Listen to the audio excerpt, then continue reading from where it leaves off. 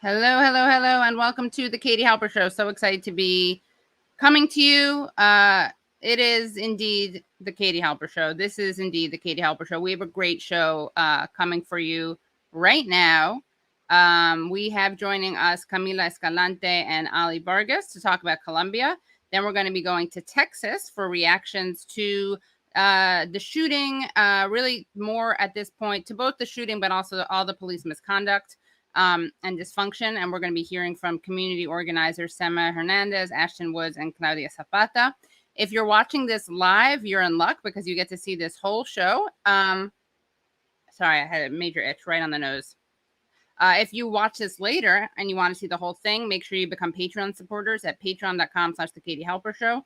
Again, that's patreon.com/The Katie Halper Show. And you'll be able to access this entire interview with Ollie and Camila.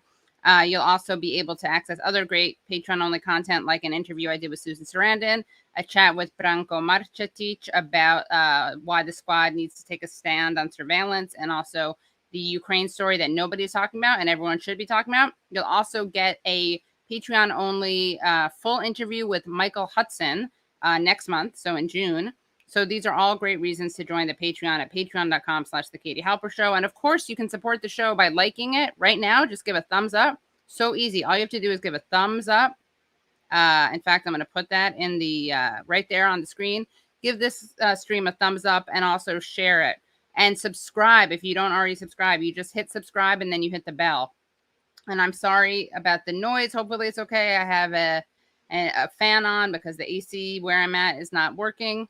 And I'd be very tired from the heat without a fan.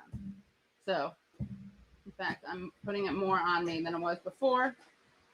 Okay, now we have this like photo shoot look going on. Okay, so I did everything. I said everything. You can also join YouTube and become members, and you get great emojis and badges. And I think without any further ado, oh, one more thing. Come to the Callin. We're going to be doing a Callin after the show. That starts at 8. It was going to be at 8:15, but we moved things around, so it's at 8 p.m. So now, with any further ado, bringing onto the show, Ollie Vargas and Camila Escalante. Hello. Hi. Hi, Katie. Thanks for having us. Thanks for having us, Katie. Good to see you. You too. And people probably know because they are the Latin Americanists of the Katie Halper Show. I don't know if they know that. They are Katie Halper Show correspondents.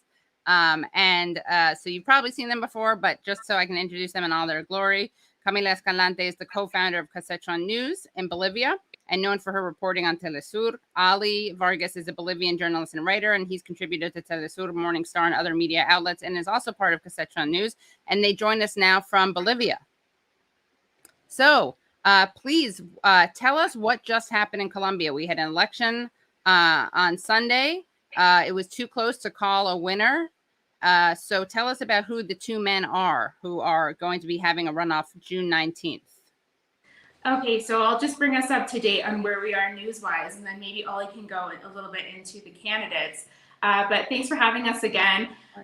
So Sunday was the first round of Colombia's presidential elections, and there were 39 million people eligible to vote. We're hearing numbers something like only 60% turned out, which is still, can be quite high compared to some electoral scenarios.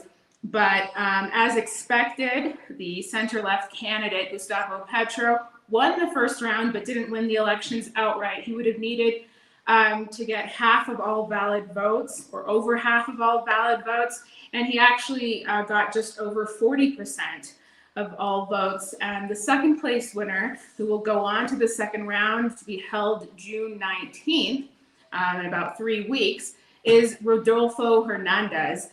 And that was a shock to a lot of people.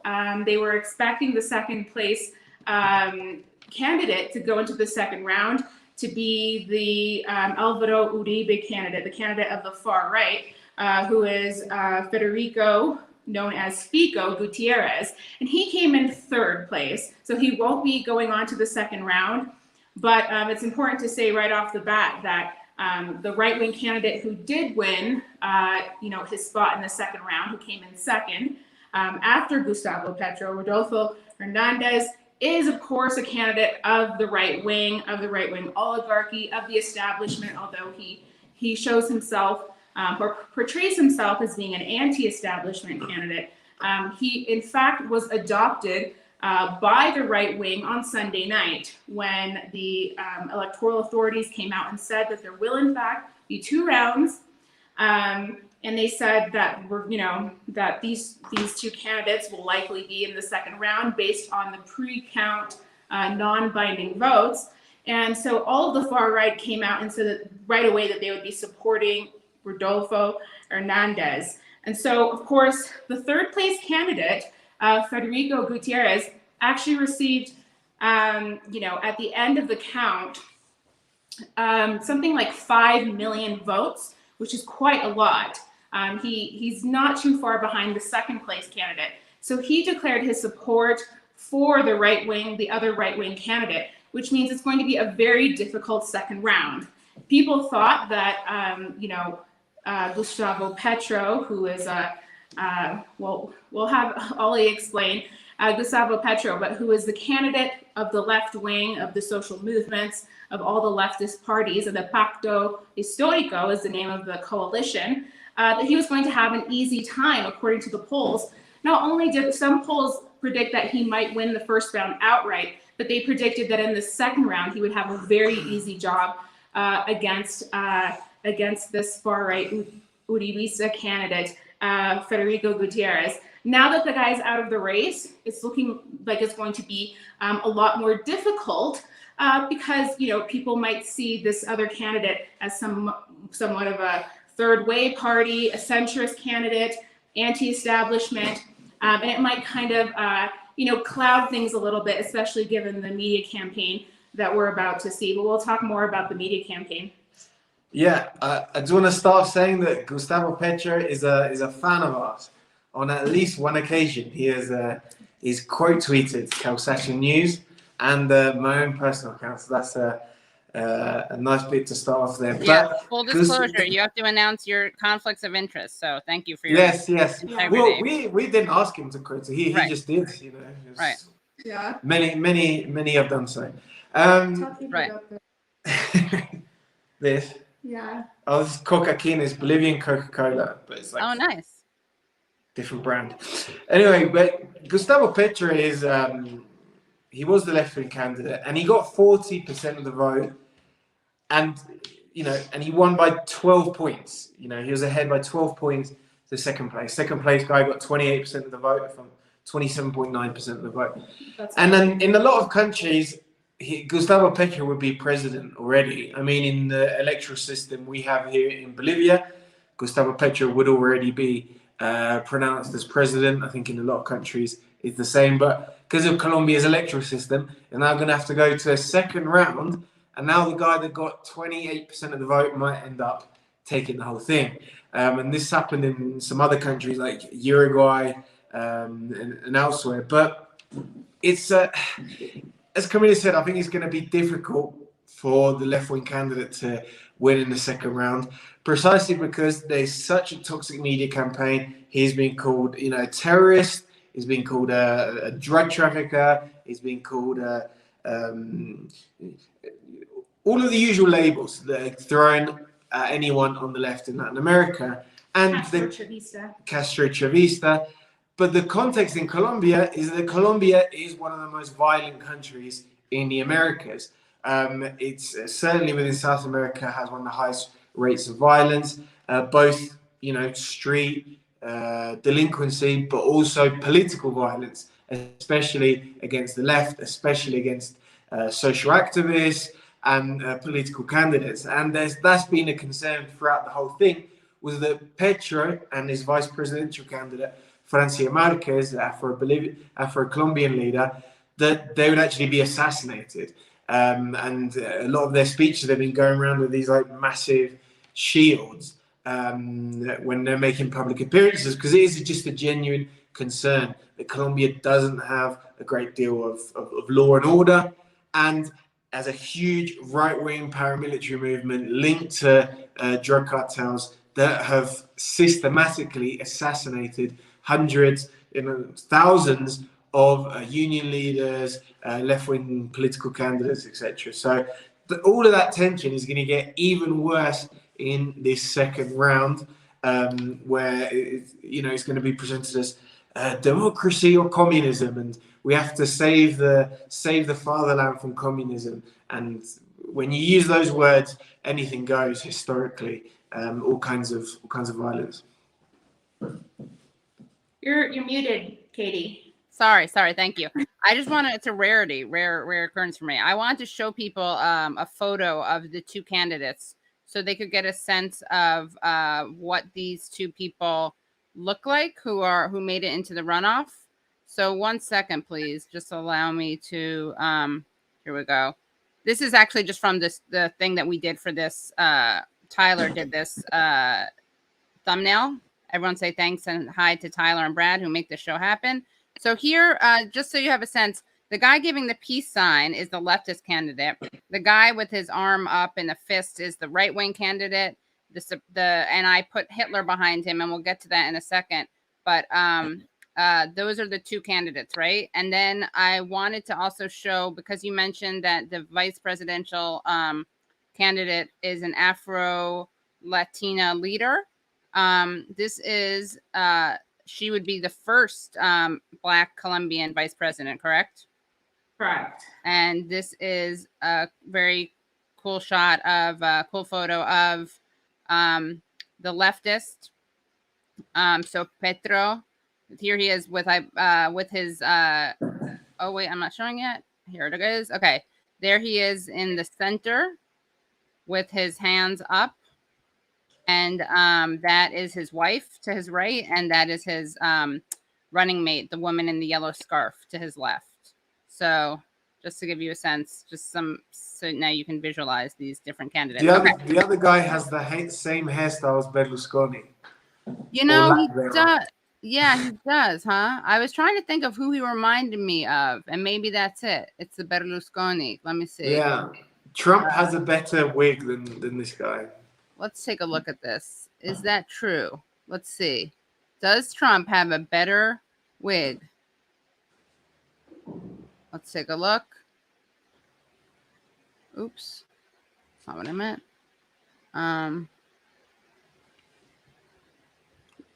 Okay. Yeah, it's a pretty bad comb over. It's a pretty bad hairdo. Brad, you can help us find some more maybe. But He's like Berlusconi before he had the hair Trump, before he took the hair from his back and put it on his head. Yeah, and he has that Berlusconi kind of dead man skin going on. I mean, he's quite old. He is born in 1945. I think that makes him like 77. Right.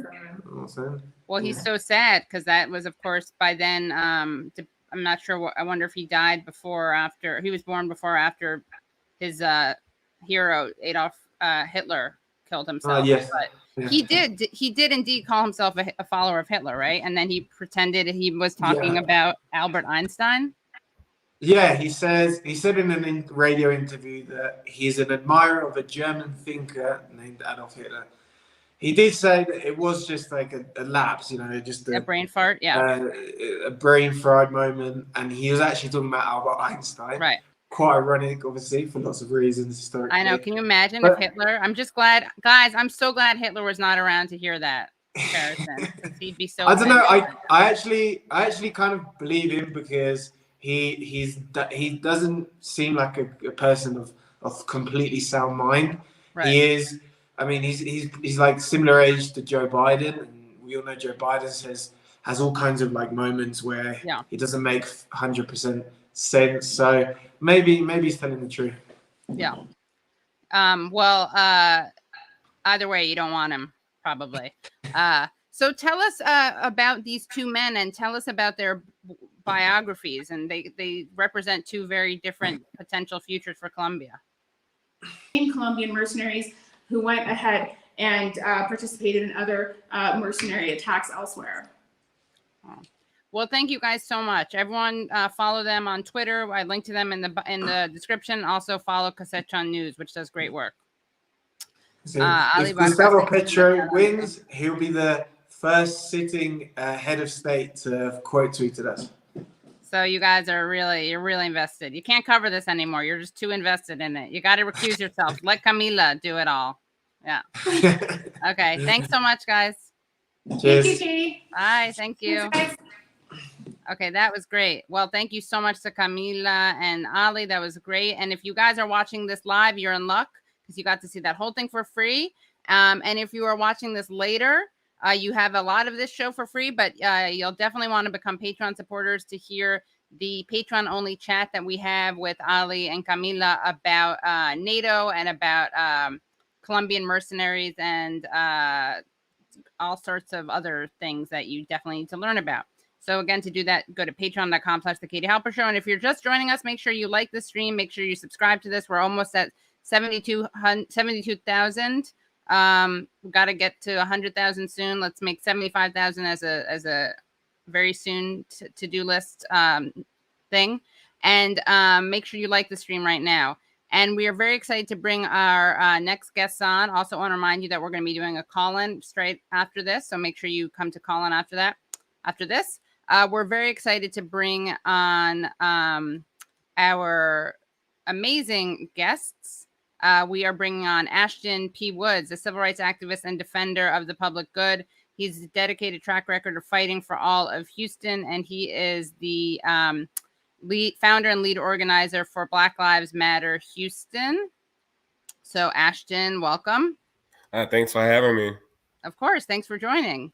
Then we have Sema Hernandez, who's been on the show before. She's a political organizer, social media content creator for Opt Out, Progressive Coder Networks cohort, and campaign manager for Claudia Zapata for Congress. So hi again, Sema.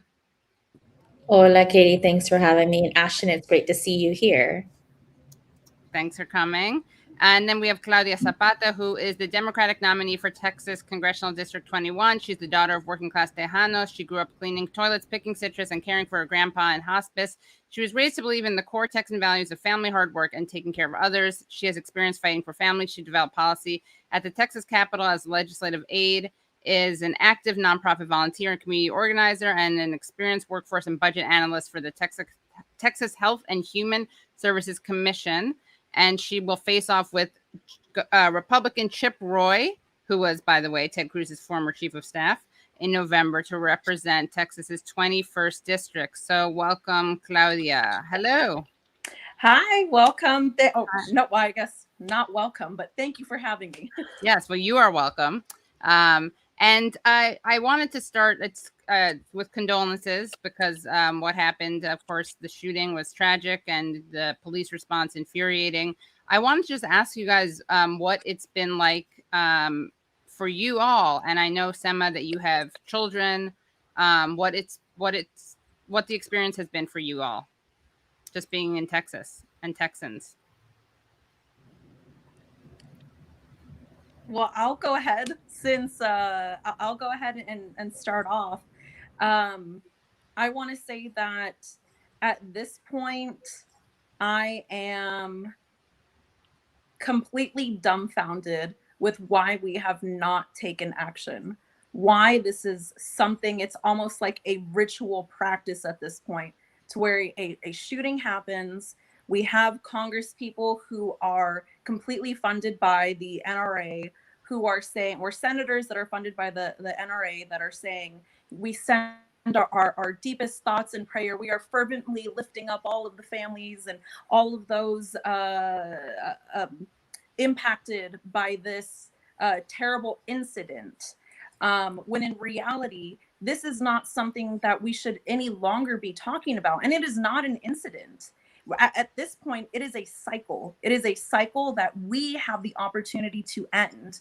And as someone living in Texas, I know that Uvalde does not fall within the 21st congressional district, but it's neighbors. It is, we touch borders with Uvalde. And my heart breaks knowing that our communities are being completely exploited and are being completely neglected by elected officials who have nothing better to do than fill their own pockets.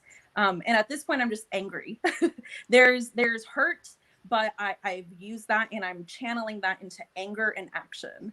I don't have children myself, But I do have nieces and nephews and just friends who have children. And the idea that even I, when I do have children, have to bring them into this world where they have to worry about being shot to death in their school. How do I manage that as a parent? You know, there's only so much that I can do to protect my kids. I'm only around my kids so much. And I just feel like a lot of parents feel very hopeless at this point. But I want to say, let's channel and use that hope and use it as anger.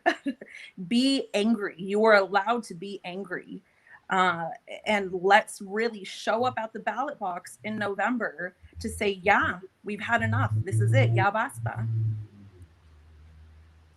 So I'm thinking, yeah, like Claudia said, I agree with everything, but I want to go a little bit further. I think right now this is an opportunity to educate people about how things work, not just registering people to vote like we did on Friday last week, or telling them to vote like we did on Friday last week, but also recognizing that Uvalde is heavily Latina.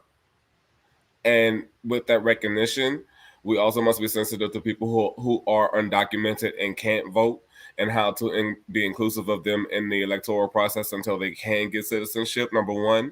Number two, we need to bird dog the hell out of our legislative members and our executive branch, the governor, the attorney general, the lieutenant governor, and every single Republican in the Texas legislature. Because I've seen Claudia at the Texas legislature, because you've seen me walk through there. And I've worked with the former Representative Garnett Coleman and a host of other folks to get several bills passed, including the Sandra Bland Act, being in the room. We need to get people to start showing up at the Texas legislature when these bills get into committee so that we can shut it down. And we need to make sure our legislators here, which in the Texas law requires that a legislator must make access available to anyone who can't make it to the Capitol, so their offices in the local city, in the local area, can be used as a space to testify remotely if someone can't make it. There's a host of things that we can teach people about this, about how these laws directly affect them, about how these laws passed last year with one legislative session and 3 special sessions to marginalize people who look like us, suppress voters who look like us, and to make sure that people understand that the legislature meets every other year. That means every 2 years for 5 months, if that. And they jam all of these bills through. And I can tell you, they do it in a way that is not very progressive, in the context that they will announce a bill and have a committee meeting the same day at 6 o'clock in the morning when no one can show up. So it's not just on us to show up. It's also on us to make sure that people have access by making sure elected officials don't do the things that they're doing, the sneaky, underhanded things that they're doing. We need more than just Democrats taking off and going to DC and different cities and you know, it was a great thing they did that, but to do more than just break quorum. We need people to not be cowards. We need people not to give us lip service. I'm not talking about the thoughts and prayers crap, the turn of the cheek crap. I'm talking about, one second. Okay, Google, stop. Sorry, y'all. It's okay. First world problems. So the reality is, we got to get those things done. Not only that, we also have to honor the victims of all of these shootings, from Buffalo and California and Dallas. You've had synagogues shot up. You've had mosques burned down and being shot at, and mass murders happening in churches, Mother Emanuel. You've had grocery stores. Of course, you've had schools at every level. There was a shooting in my hometown of New Orleans at Xavier University while people were trying to freaking graduate. The reality is we need to raise the age. We need to make sure licensing is put back into place. We need to actually have a healthcare system that also addresses mental health in a holistic way that improves people's quality of life, meaning we must stop using our jails and prisons as mental health care facilities. We must address the fact that we've been, as a collective, not me, because I don't like the police, but as a collective have been putting police in a situation of reverence, in a situation of untouchableness. And now you have the Uvalde Police Department not working with other investigators. They're retracting statements every 5 minutes. This is a moment for accountability. And yes, we must again talk about defunding the police and making sure that we have a police system, since people have to be privileged and feel like we need some protection in place. You don't want to address the fact that we keep having crime that's supposedly rising, but we're not addressing the fact that evictions, even in Houston as I speak right now, are rising every day and causing people to have housing insecurity, which also spikes crime and causes people to do what happened in Uvalde. And let's also talk about the elephant in the room, the racism of it all. I don't care what the shooter looked like. There are people who have self-internalized racism that do not like people that look like them, regardless of what the reasoning was. The 87-year-old woman who died in the grocery store, who lived through Jim Crow, who was asked to wait and live through incremental change. Our children, no matter what they look like, do not deserve that. The time is now. That's a powerful statement from both Claudia and Ashton, and I worked with both of them closely on several efforts organizing, and I am deeply, deeply grateful for Ashton's work in organizing the rally and putting it together and really focusing and centering the most vulnerable people in our community, which are our Black and brown and poor children and children in general that are being impacted by this. I have 4 kids, and they go to different schools and they have different challenges in schools. The one thing that shocks me, out of the many things that shock me about this day and age, is that they not only have to prepare for a hurricane, tornado, now it's a shooter. And it's been like this since Sandy Hook. So it's been about 10 years or so. And when I sat down with my kids and I asked them, what is it that you do, that you're told to do, that you're trained to do if there's a shooter on campus? And the only thing that they are trained to do, unfortunately, that they have to be prepared for this, is hide under their desks. There's only one door into that classroom and one door out. It's the same damn door down a hallway. There is nothing that is going to protect these kids in schools other than changing legislation.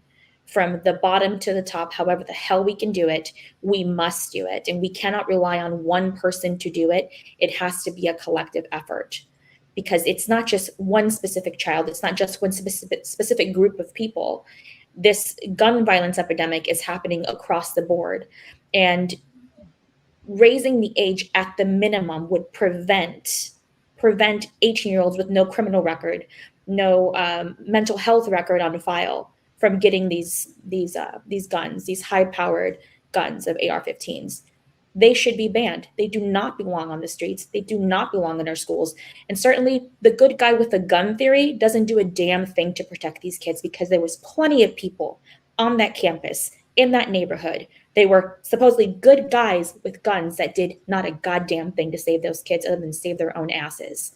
And I'm tired of having to look through the media, and I had to take a break personally, because my entire timeline was filled with not just the inconsistent stories and reporting and inaccuracies from the police, but then I had to look through each and every single report from these children saying, I called the police. We told them the shooter was there. They shot my friend.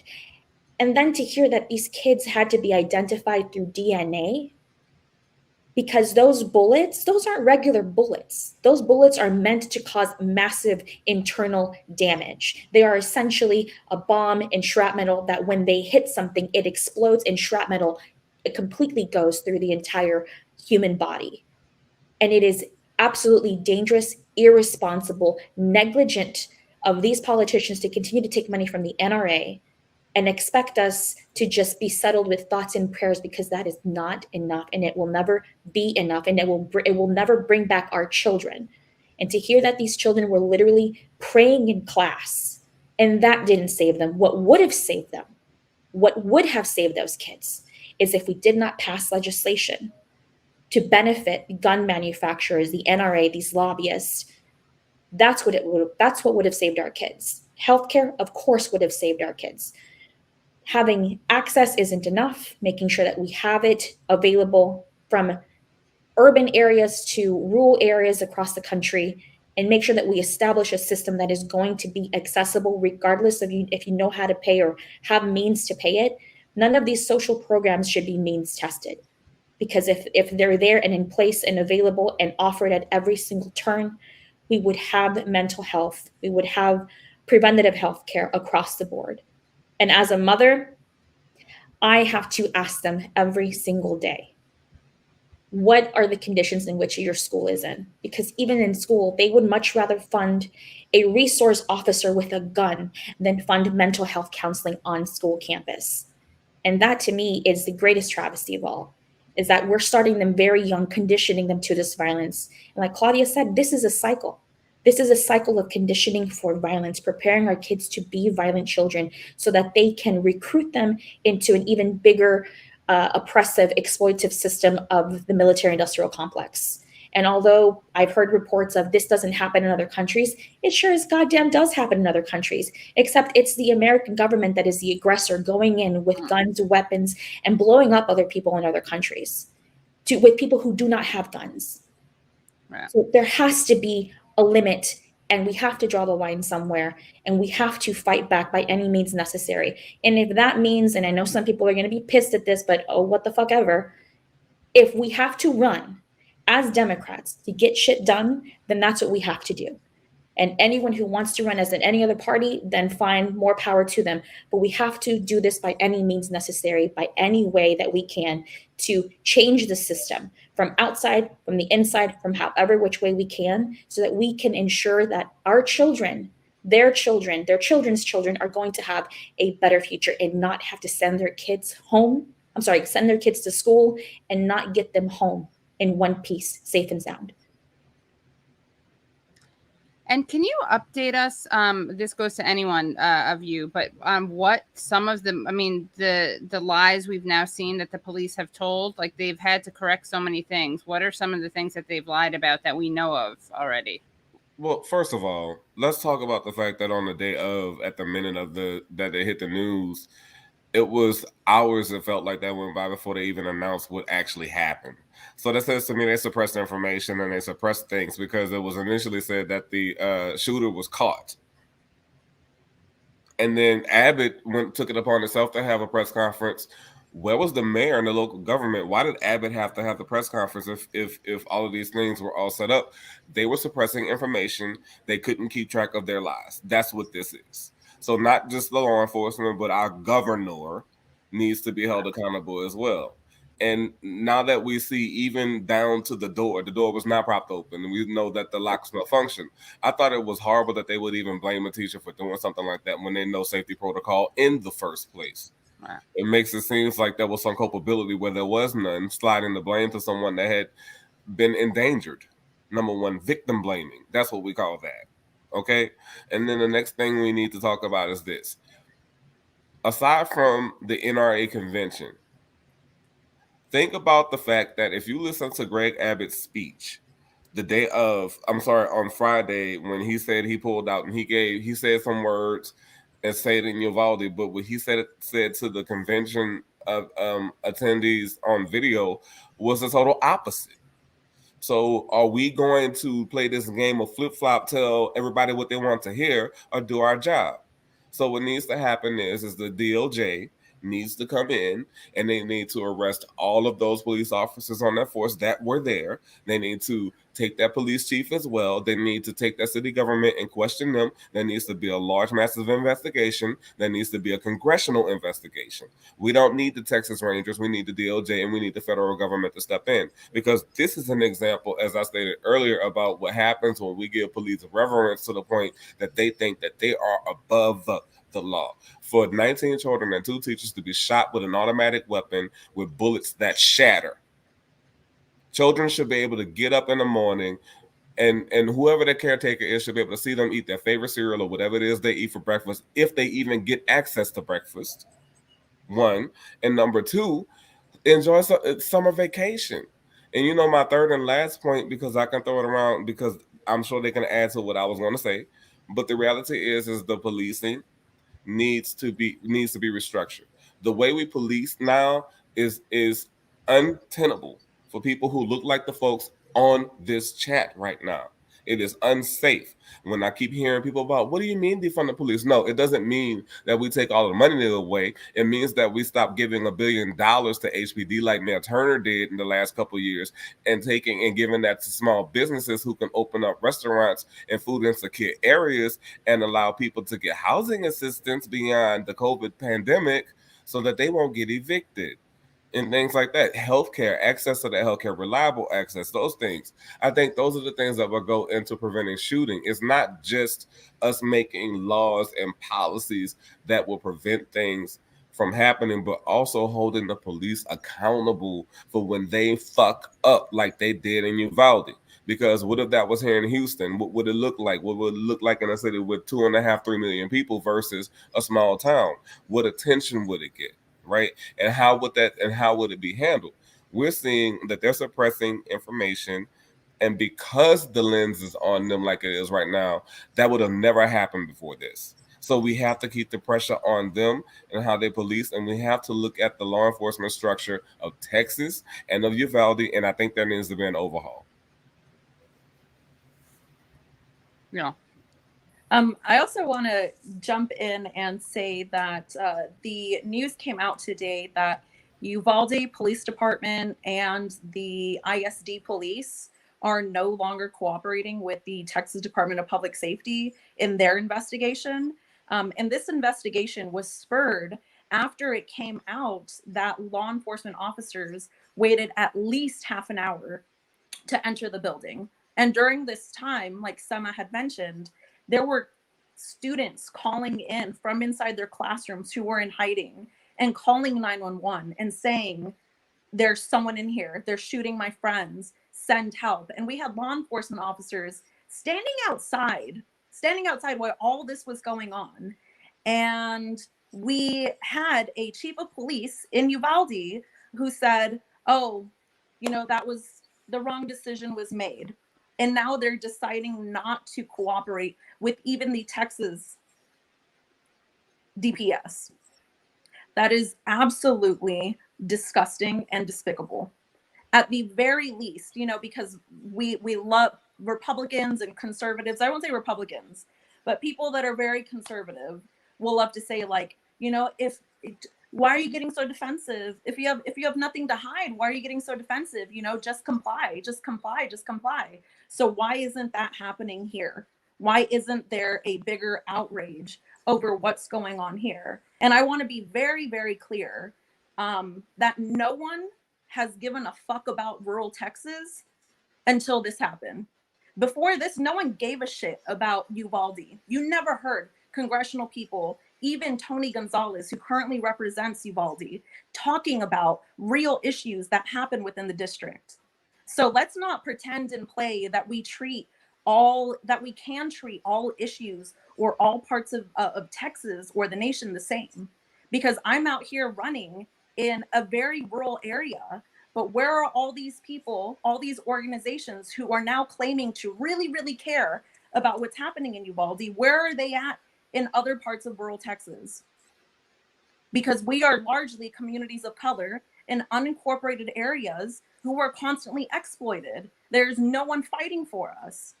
And this idea that you can apply legislation and talk about it in a way that's applicable to every single part of the nation when some of us don't even get heard is absolutely ridiculous. I'm tired of constantly being ignored. And then the only time you hear about rural Texas is when our hospitals get shut down. So when we have 2 for an entire population of like 760,000, or we have a mass shooting like this. What we need is constant 24/7, 365 engagement and care for rural Texans. I'm obviously a little biased because I'm running for Congressional District 21, which is majority Hill Country area.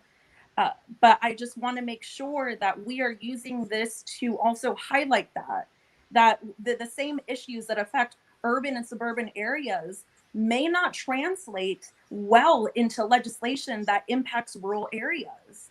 For one, I very much understand, because I grew up on the border, that the police department, military, border patrol agency are all people that look like me and Sema in South Texas.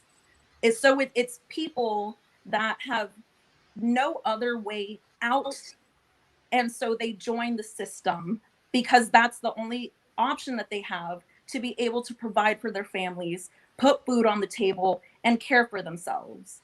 And so I want to make sure that we are very careful with the type of language that we use, especially when it comes to talking about how policy impacts different areas, even amongst Texas.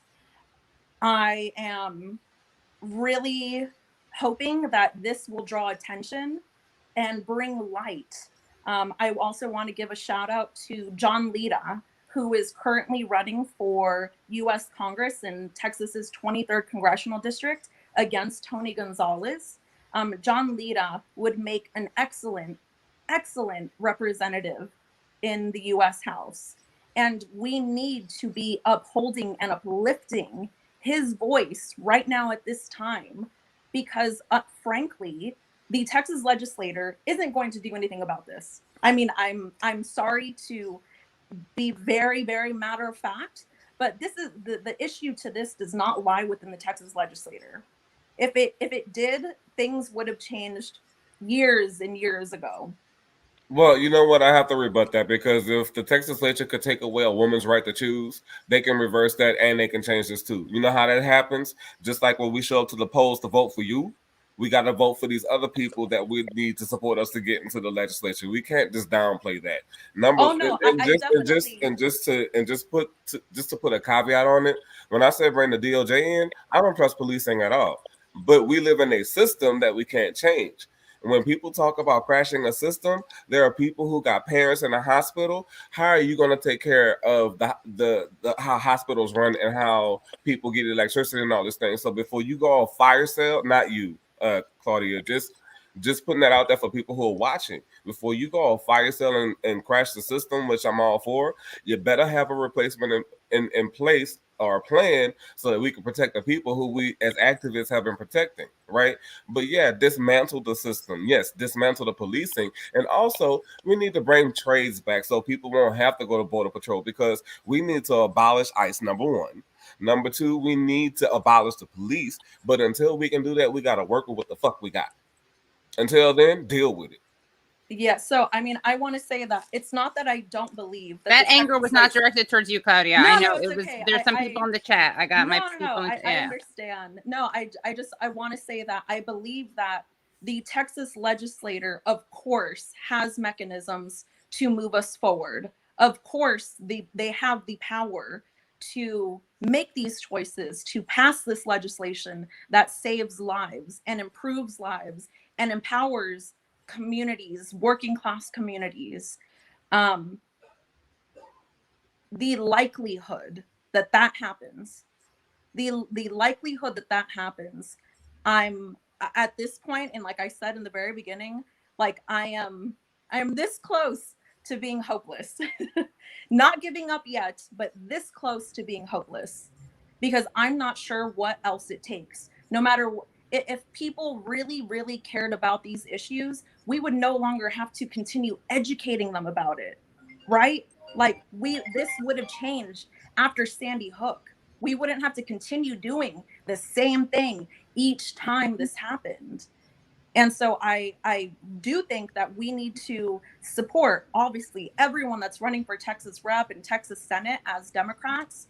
But I also fundamentally believe that the only way forward and out of this is going to be federal legislation. And that's unfortunate, because we know that even that's damn near impossible at this point. But it's truly the only way that I feel that we have to move forward. And I will add, with the way things are going in Texas, the candidates should be working together, not just to elect the governor, but to flip the damn Senate, to flip the damn state legislature. Because if there is a majority Republican legislature, whatever the governor does will be vetoed at any point in time, and they will still get by with the things that they want to do. So it's extremely important to invest in rural communities, to invest in candidates that are truly upholding the values that resonate with them, and to get rid and undo these laws that have oppressed us, from school shootings to body autonomy to trans youth bills to voter suppression laws to bathroom bills. There are so many special sessions that Abbott accommodated for to really steamroll and suppress and oppress people that are already oppressed. We need to flip the damn state legislature. I cannot emphasize that enough. Electing a Democratic governor is not going to be enough. So you got a lot of people in the chat. I just want to be real. Okay. Who are like, oh, this is vote blue no matter who. Democrats won't save us. They're right. True. Democrats won't save us. Have you met Joe Manchin and Kirsten Sinema and a host of the other ones who now want to call themselves progressive or centrist and all these other things? I don't like that word. When I hear progressive, I hear a white person who does not want to be called a fucking racist, first of all. Honestly. Really. I mean, I'm cool. You know, there are some people out there who want to do their job. I don't know that people got to a line. But I never want to be in Congress where I got to sit in the meeting and somebody tells me how I got to talk and tone police me because they want to have a fucking unified look. When there are people who won't even pass a simple bill that would have given billions of dollars to folks. Now, don't get me wrong. All politics are local. And I honestly believe that, yes, the system that we're in is corrupt, the whole damn system.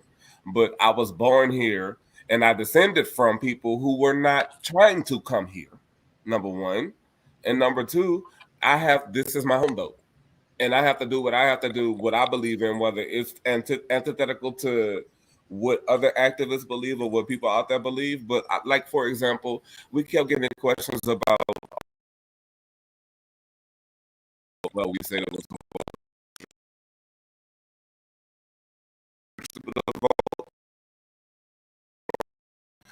because if you're not doing what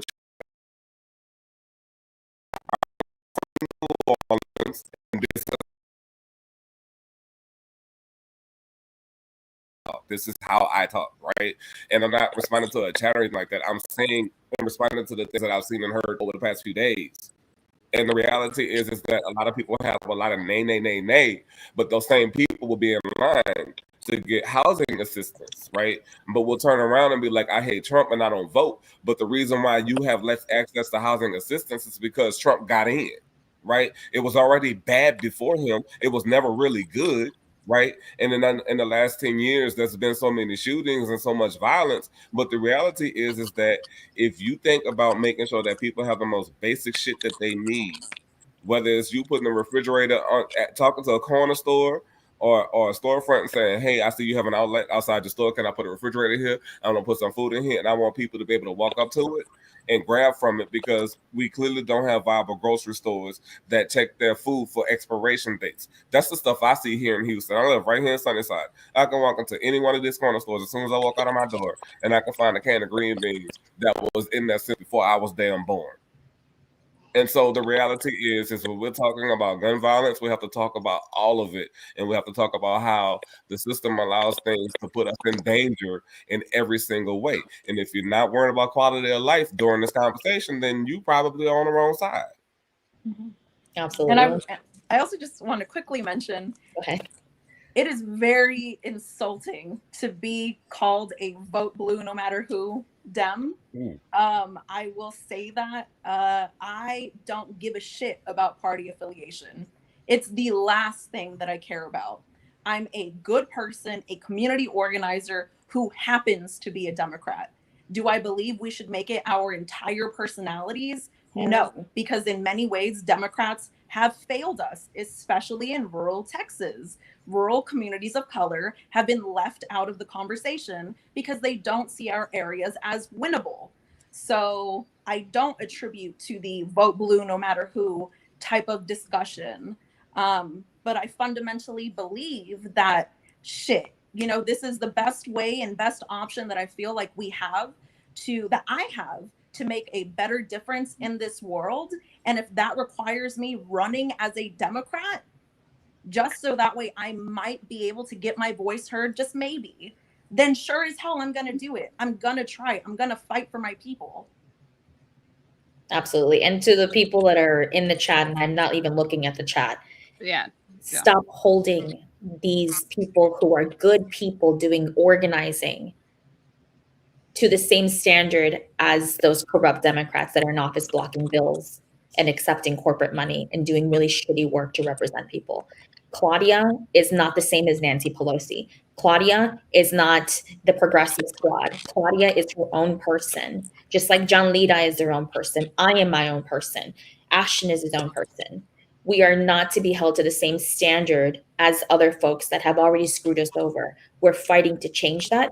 Like I said, by any means necessary. If it means running as a Democrat, so be it. To the people who are running as an independent, do your thing. Do what you got to do. It's going to take a hell of a long time to get the units out there. It's going to take a hell of a long time for people to take you seriously because of the way the system is set up. It is fucked up, but we have to do what we have to do. And I have no regrets about running as a Democrat, and I have no regrets about organizing people who happen to be Democrats, but it is not our identity. And how we run campaigns in Texas has to be very decentralized, deconstructed, because those national issues are very polarizing to people in Texas because the media has made it so polarizing. So what people call the Green New Deal on national level, we call it protecting our water, our air, and our land.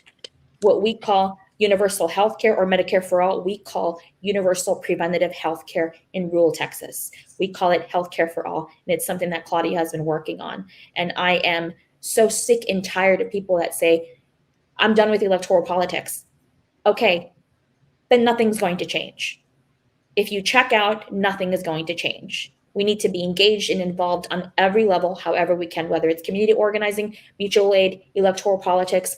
All roads lead to politics. Politics has no problem messing with your life. So why not go in there and mess it up so that we can reconstruct it the way that we want to see it? All right.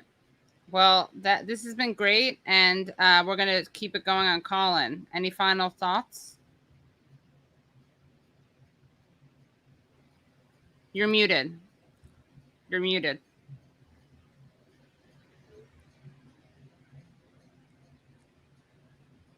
Hello? Oh. You have to unmute yourself. You somehow muted yourself. No. If you go to the bottom left of your page of the screen, you'll see a mute button.